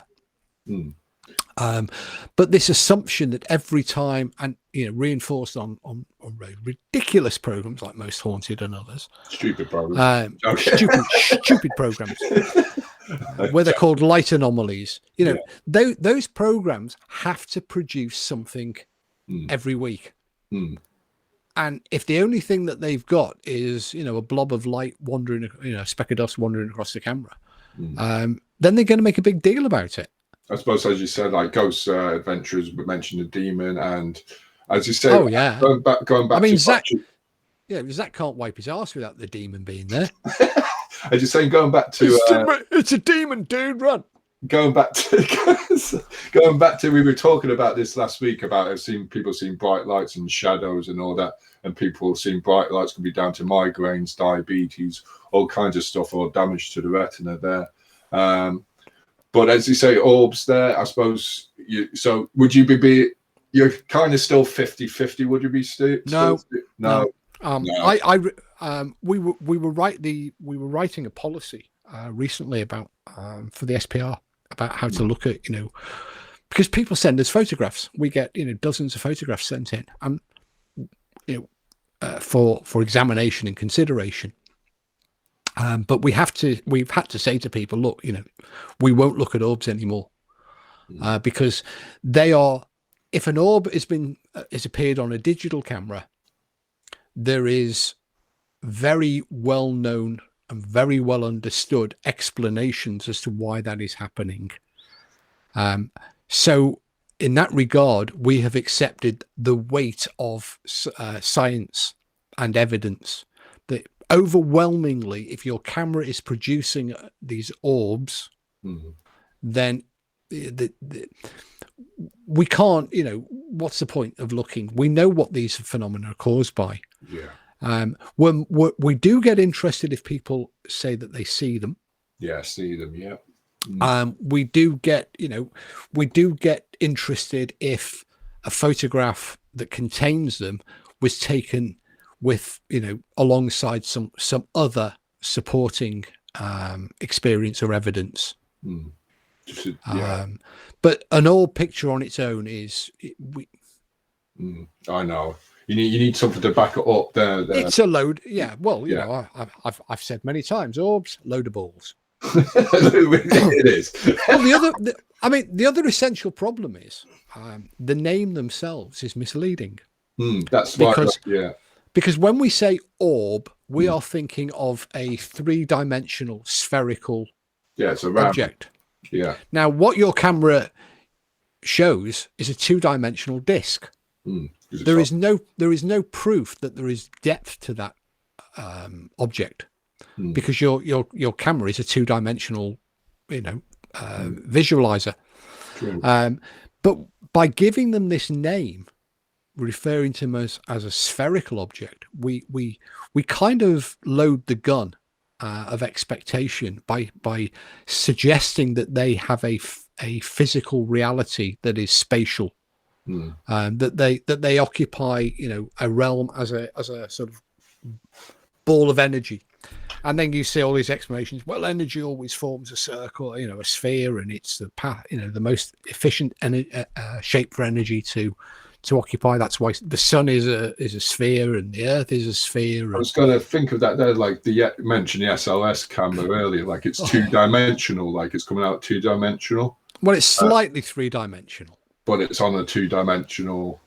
Yeah, but you're looking at it on a when you're looking at the video or the output from an SLS camera system, you're looking at it in 2 dimensions. The camera itself, there are some 3D digital cameras. I own a couple, and they were used in the original orb experiments where we could prove that we were dealing with dust, not speculate. We were able to prove using 3-dimensional digital cameras that these things were just floating around, bits of skin flake. Yeah. It wasn't a residual haunting. It was a residual scratching that we were dealing with, or residual dandruff we were dealing with. Elaine says, sorry, Steve. Elaine says 2 nights in Wexford for Ghostology seems like 50 years ago now. Never mind 2 weeks there. I know you were in Wexford. It was good. And we got the second, because we've done 2. We did one at Duncannon, and then we did another one at Enniscorthy, and we had a magnificent cake at Enniscorthy, a Ghostology cake. I think I've seen pictures of it there. Unfortunately, I can't there's been pictures, but the Duncannon one was it was actually survival exercise, I think, for most of the people, because the electricity was off. It was freezing cold down on the Hook Peninsula. It was early, it wasn't midsummer, but it was the usual autumn weather. night. It's the usual. We had perfect, clear, cloudless skies, and as soon as the sun went down, so did the temperature, like a stone. Paul says, I know a medium in Wales. Remind me when the book is out. I'll sort and Dublin and Enniscorthy there.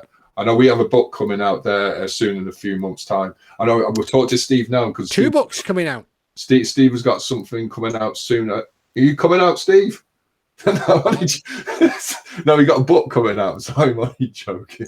I came out years ago. I did Enniscorthy as well. The Garda eventually let me out. I know. I am a cross-dresser. The wife says I am early hours in the morning when I'm getting dressed. When you're joking, the jokes are coming back now. It's usually at the end of the show. Anyway, Enniscorthy there. So we're going to just talk about quickly onto the Ghost Club there, Steve. There, like you just talk about that now. Like when's the detail? I mean, like when was it formed, Ghost Club there? Well, it depends on which version you.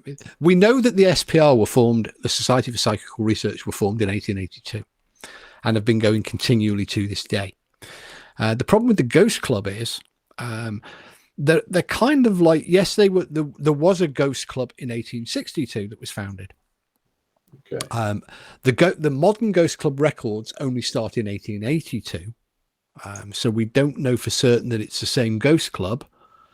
And in the intervening years since 1882, the Ghost Club has ceased and come back again. A number of times. It's had some fantastically notable members. Dickens was a member, for example. Yeah. So was for Arthur Conan Sherlock Holmes. Arthur Conan, yeah. W.B. Yeats, was he? Yeah. W.B. Yeats was a member. Harry Potter, wasn't it? Harry. Well, Harry Price, Peter Underwood were more than members, because by the time Price came along, and then later Underwood came along, the Ghost Club had ceased to function. And Price restarted it. He gave it new life, because they hadn't been meeting for, I think, about 5 or 6 years, and he reformed the Ghost Club. And then after Price died, it sort of withered away again, and then Peter Underwood reformed the Ghost Club. Now, the Ghost Club has never been a group of investigators. The Ghost Club has always been more of a after dinner story club. Okay. So these well-to-do ladies and gentlemen from the upper classes, most often, they would gather together once a month and have a lovely dinner, a lovely meal, and then they would all sit around and tell stories about their ghostly experiences when they visited Lord such and such's castle, or the Dowager Lady's mansion house, and how the ghostly sort of footsteps were heard in the corridor. And so the Ghost Club was really a storytelling club. Right. Okay. Now, in more recent years, they have started to investigate. The SPR did its first investigation in 1896. Okay. I think that's, as an organization, although its members had looked at things prior to that. So there are differences. The Ghost Club is now one of the world's leading ghost study organizations, and a great repository for ghost accounts. So they have a huge amount of material about the experiences people were having 100 years ago, 50 years ago, etc. The SPR, on the other hand, is an academic scientific research organization. So the two of them work, they cooperate and collaborate on a lot of projects, and they share a lot of members. There's a lot of people in both organizations. So to talk about one without talking about the other is really quite difficult to do. Noticing your picture, you've got Sir Oliver Lodge out there on the left-hand side as I look at the screen. Yeah, I know it's. I suppose it's like the siblings. Would you say something like that? They have close proximity. They are family. The Ghost Club and the Society for Psychical Research are family with one another. It's very difficult to find people nowadays as well who were members of one and not members of the other. True. There are people, but if you look at the two organizations, for example, the chairman of the Ghost Club, Alan Murdy, was up until very recently still is a member of the council for the Society for Psychical Research, and also was the chairman of the Spontaneous Cases Committee. Now, that's a committee that looks at ghosts and hauntings and poltergeist and all that sort of phenomena. So you've also got John Fraser, you've also got James Tackey. You've got the same people doing the same jobs in both organizations.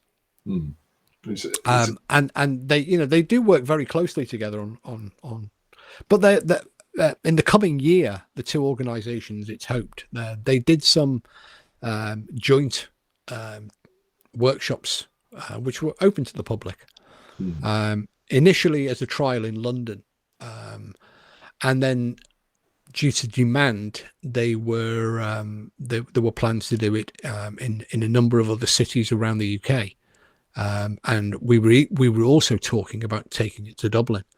We were talking to some of the teams up and around Dublin about bringing it to Dublin, but sadly, we got COVIDed. Yeah, COVIDed. So all of those plans, have been temporarily scuppered. But funnily enough, tonight we were only, and I said before when my phone rang, that was actually the chairman of the Ghost Club talking to get off the line, get off there. Yeah, wanting to talk to me about plans as we come out of lockdown. Yeah.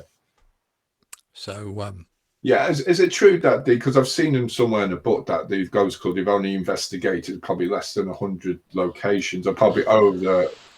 I suppose I would say you said it's coming back in and more again all together. Members of the Ghost Club have visited, locations for well over 100 years. But but that's been, on the level of going there and, sitting in the parlor and waiting for the ghost to appear. In the last 10 years, 10 to 15 years, they have actually formed, members of the Ghost Club have actually formed their own investigation team, like GhostÉire or Para.Science. They go off, once every few months, and they will conduct and carry out an investigation. So that's comparatively new for the Ghost Club. Yeah, that's I was going to ask there about, I suppose, how they've changed, and I suppose yourself there, or probably going on to yourself now more compared to what it was in the past. Probably, how has investigating changed? Like, I know we're talking about the media and all that. I suppose it's changed in so many different levels there. But in the 90s, it was 1993 started Para.Science. Is it around that time? Was it? 90s? Yeah, very early 90s. I as people say, well, when did you start ghost hunting? And I can legitimately, I'm old now. Look, I've got you're still young. I started looking for ghosts. I used to pester my parents to take me to see. I wanted to see ghosts. I was 6 or 7 years old, and I can honestly say, I've been going to haunted buildings, looking for ghosts or evidence of ghosts for more than 50 years. And it scares me to say that. You think, Jesus, 50, like, oh, I don't even feel that old. No. But, according to my parents, I was making Ouija boards when I was 7. You're only learning the alphabet and numbers. It's nothing. That's how I learned to spell. Yeah, true. It was a nightmare at school doing essays. It took me forever, with the planchette. But couldn't write with a normal pen. But yeah, got it. Sorry. When Para.Science was formed in the very early 1990s, we were so lucky.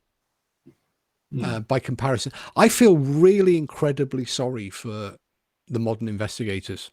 I've spent time with hundreds of teams and thousands of investigators in the UK, in Ireland, in America, and other places.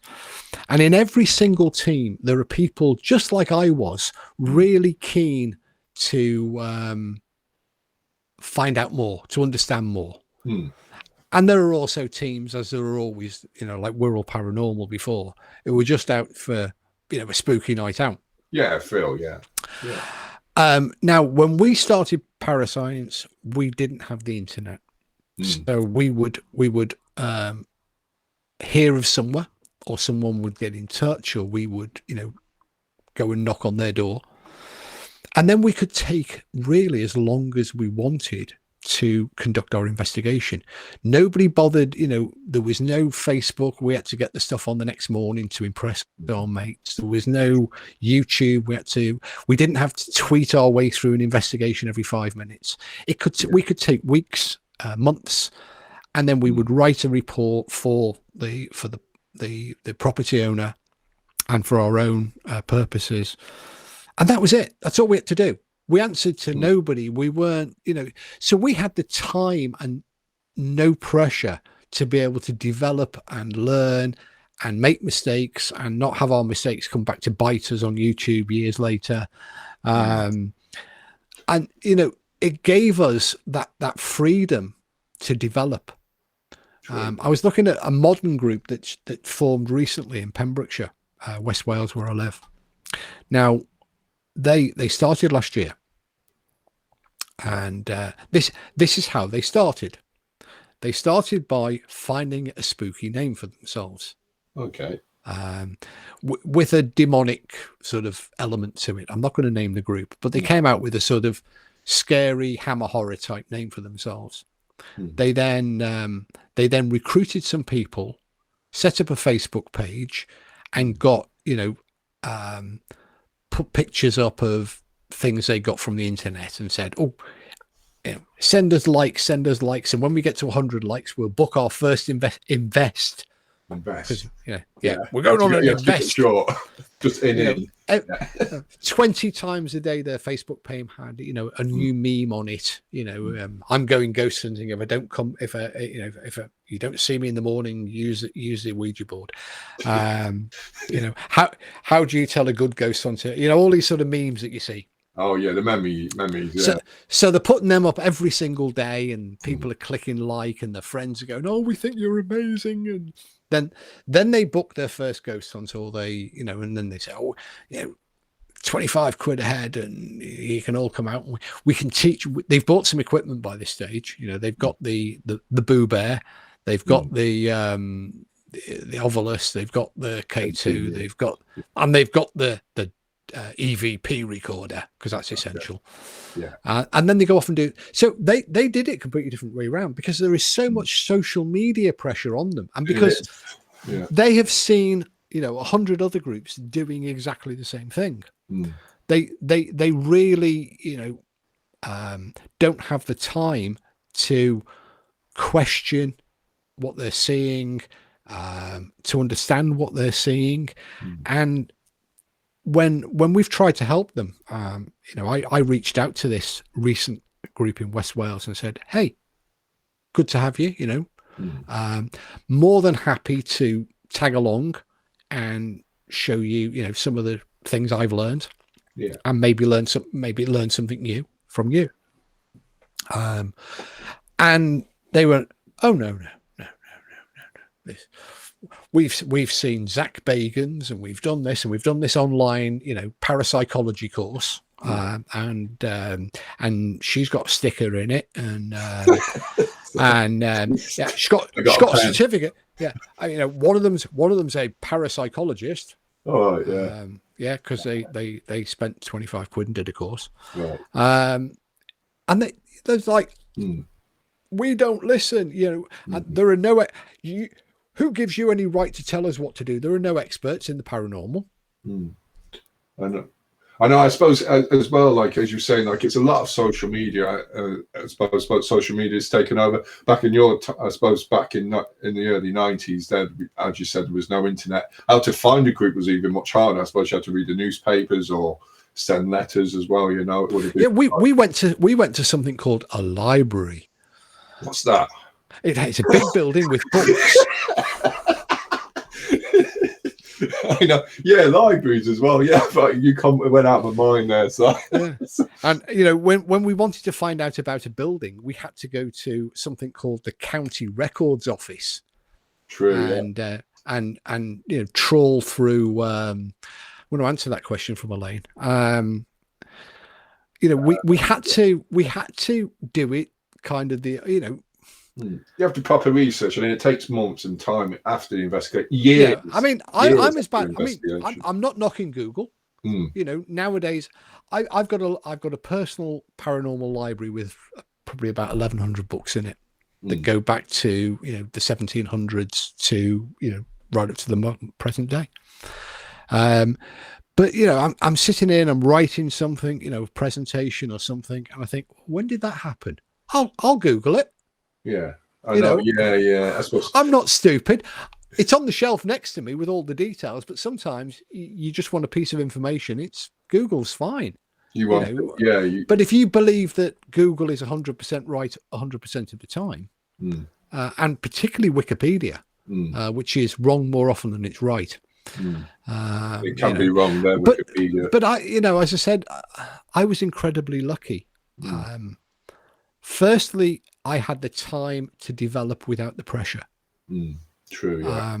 And secondly, all of the mistakes that we made, and there were many, are buried. I suppose it's all a learning process. They ain't in a YouTube archive anymore. No. Fortunately. Before we move on to I just got Elaine's questions there, and I'll go on about what you've got coming up in line there. Elaine says, "Do you believe there is such a thing as a trigger object, as something that might trigger probably a haunting or?" Well, actually, yes, and I'm not alone in that, and it's not a new thing. It was not created by Jason Carl on Most Haunted, in the form of a bit of a crucifix he toted out one day. These objects were used by Harry Price. They were used by other early investigators because they noticed, for example, at Borley, if you read the stories of Borley, that sometimes things inexplicably moved. Well, not just the bell, things just moved, and there was no immediately logical reason why something just moved. So they started to draw chalk or pencil lines around them to see how far they're moving. Now, we do call them trigger objects, but within science we call them provocative objects, because what we're using them for is to provoke a response, because you have to make certain assumptions, and in the experimental sort of rationale, you make an assumption that the ghost or spirit is a real external phenomena, so not a product of the human mind. You also assume that if that's possible, and it can manipulate its environment, then you would give it something that would be attractive. And so we hunted around for years to try and find the perfect tool. What would be the perfect trigger object? What is it that it didn't matter whether you were dealing with, I'll really do a side story here, because we were in Edinburgh, and we were working with a Scottish ghost club during the Mary King's Ghost Fest, and this group produced they were looking at the haunting, where they believed the haunting spirit was that of a small girl from the 1830s. Okay. So they brought along a Buzz Lightyear toy. Okay. For her to play with. Now, I don't know about you, but I imagine that your average Victorian little 5-year-old would have the bejesus scared out of her by a Buzz Lightyear toy. It's not something she's going to go over and go, "Oh, daddy, I'm so pleased. I'm going to pick it up and I'm going to love it and I'm going to hug it." But we eventually used. I come back to psychology. We eventually used psychology to find the perfect trigger object, and we sort of looked at what is the one thing that we as human beings cannot walk past without interacting with, without reaching out and touching. Shadow. Heartbeat. Heartbeat. No, physical thing, real thing. Physical. Yeah. Physical thing. Go on. Money. Oh, money. Yeah. You can't walk down the street. If you see 20 pence, you're going to pick it up, aren't you? Oh, I'm not. I'm different. That's my phobia is coins. Yeah. I'm different. Yeah. You won't get me hauled to the place.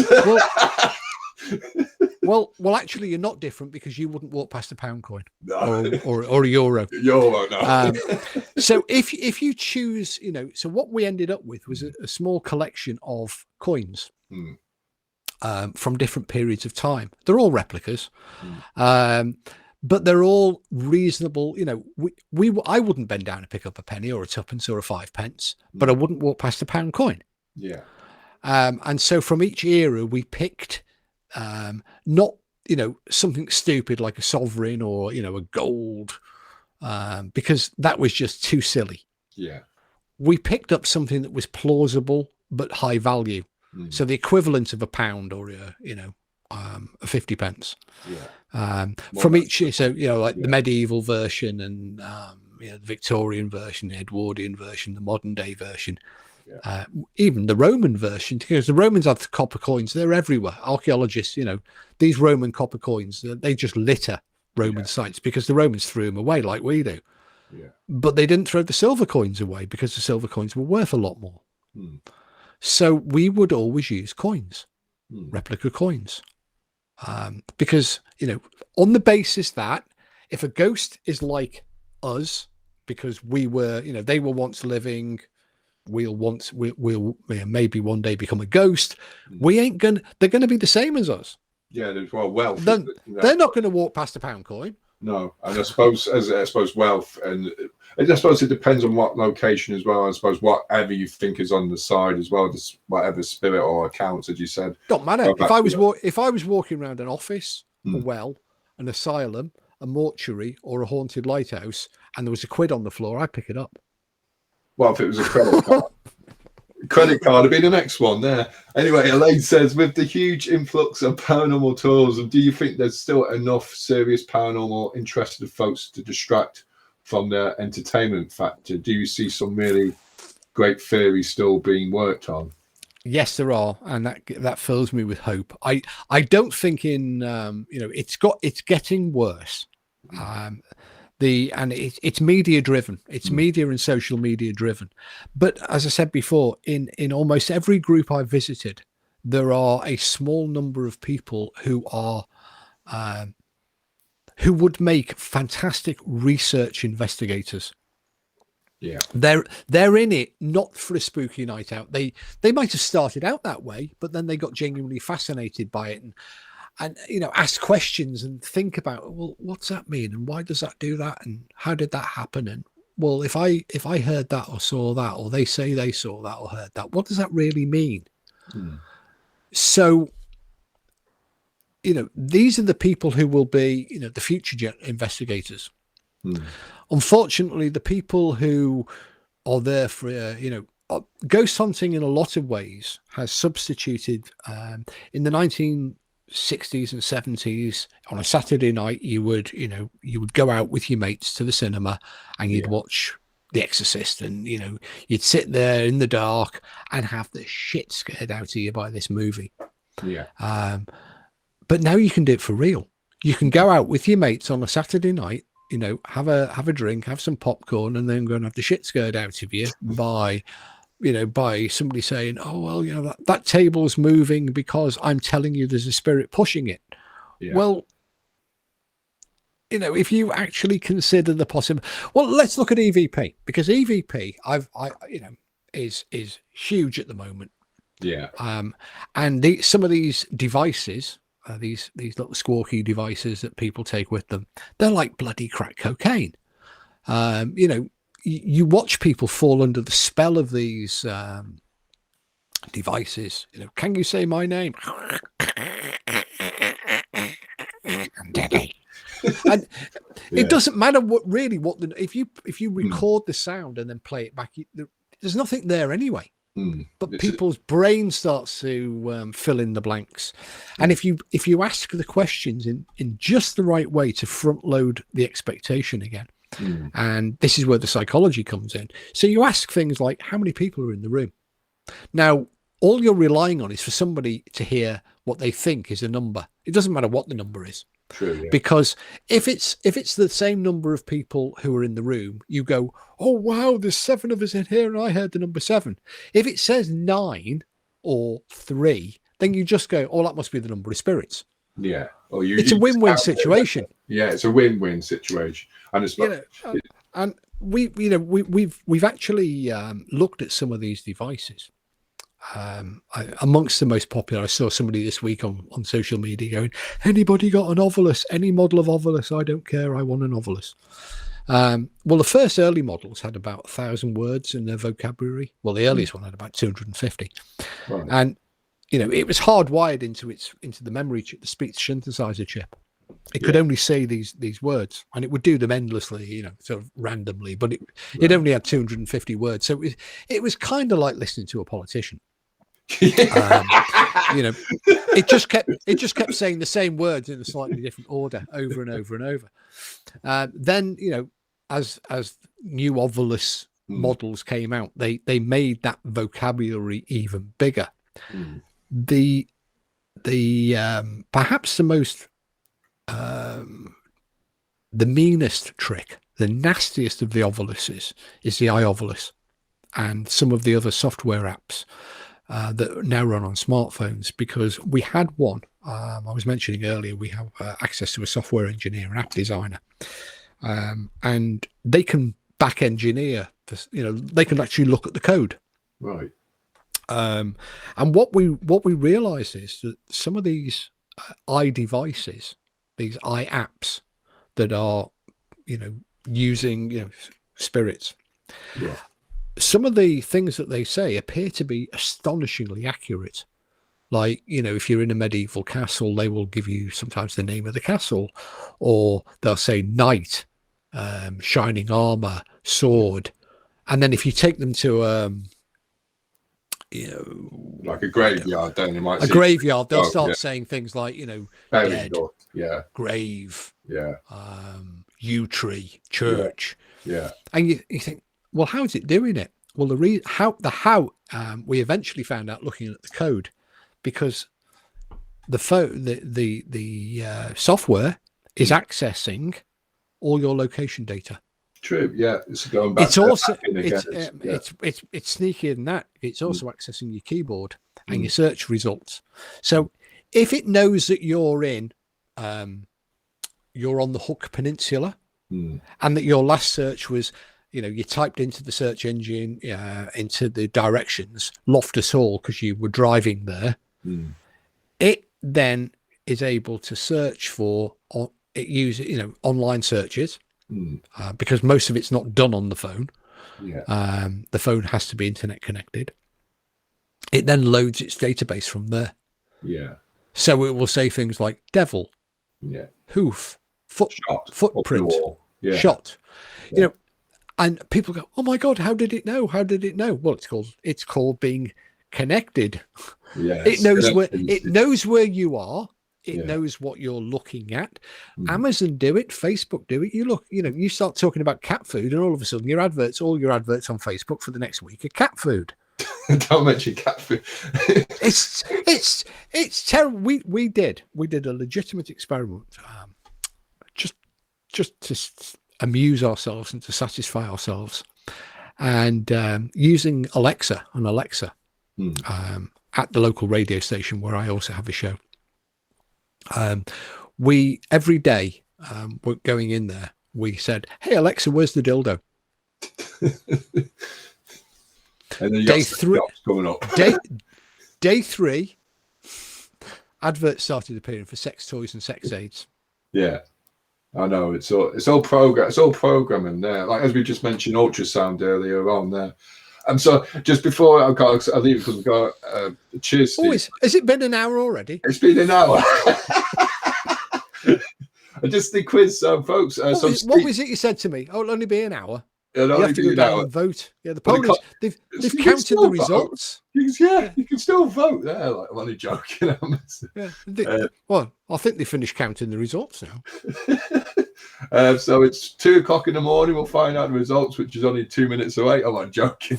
But it's the quiz anyway. So Steve picked the lighthouse and Jenny picked the office. Let's see what we got here.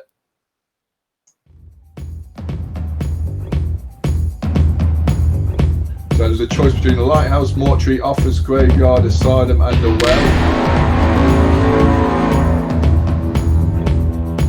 So, no luck for the mortuary, asylum, and graveyard. There's a good feeling here. You're in the mini draw, Steve and Jenny. And if you pick the well, you would be in the Halloween mega draw.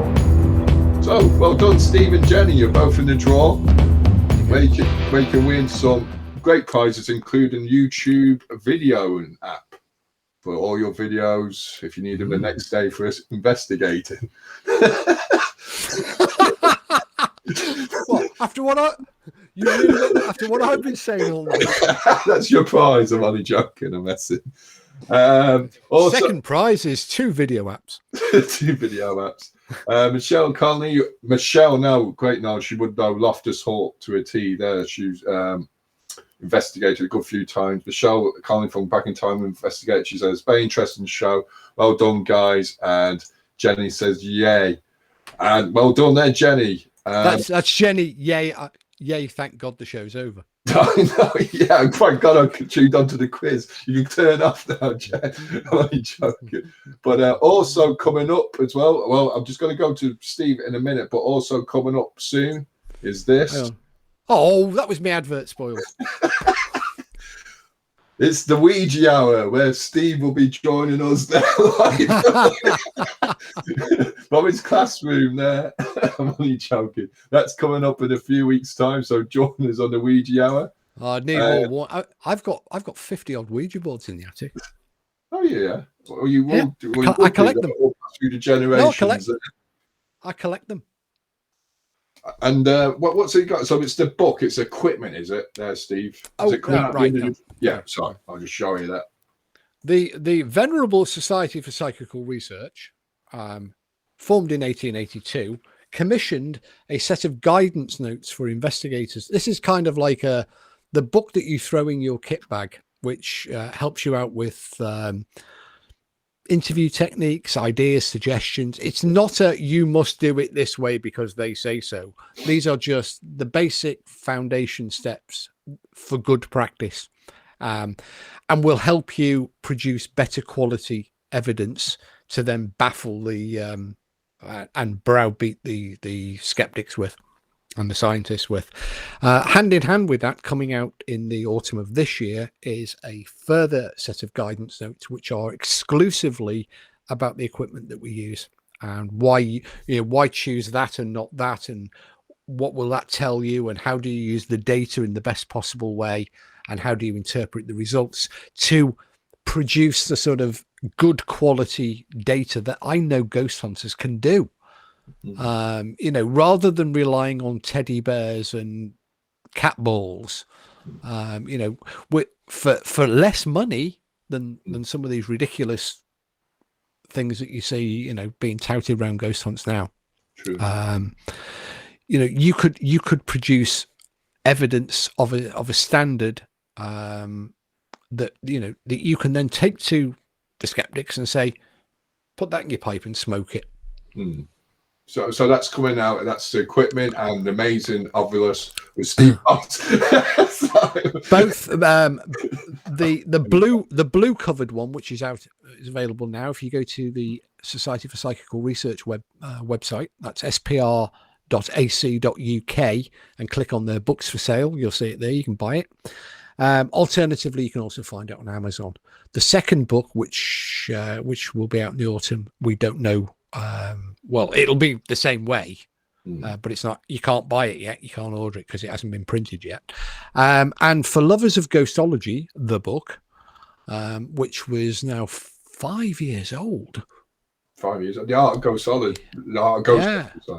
Ghostology, the one with the only serious ghost hunting book with a word search in the back. Right. And you got Paracoustics, is it? Well, I was going to say Paracoustics. Yeah, that's the yellow one. Ghostology is the one with the lurid green cover with the comedy ghost on the front. Ghostology 2 will be published this autumn as well, which is essentially Ghostology brought bang up to date, because technology and techniques, they've changed a lot in the last 5 years. And the book was getting horribly out of date, and it gave me the opportunity to include a look at lots of the new hard luck Elaine, because I've just finished writing Ghostology 2. You'll have to get that one now as well. There was so much new stuff that needed to be incorporated and looked at, and techniques and methods. So Ghostology 2 will be out again both coming out at the same time. What about that for timing? But we'll hopefully hook in again now towards maybe Halloween. You could do a pre-recorded there if you're busy around Halloween. Hopefully we're all out again now. Well, hopefully we'll be out, because last year. Yeah, there wasn't a Halloween, was there? No, it was all, well, it was very. Yeah, we didn't have any. And I know. I mean, I've been in Ireland on Halloween. It's amazing. It's amazing. I think here and Britain, Ireland and Britain, Well, it's one of the amazing places for Halloween. Well, America's growing up in Britain, in England, Halloween, it was a couple of miserable turnips and a toffee apple, because we were really focused on bonfire night. Guy Fawkes, the only man ever to enter Parliament with honourable intentions.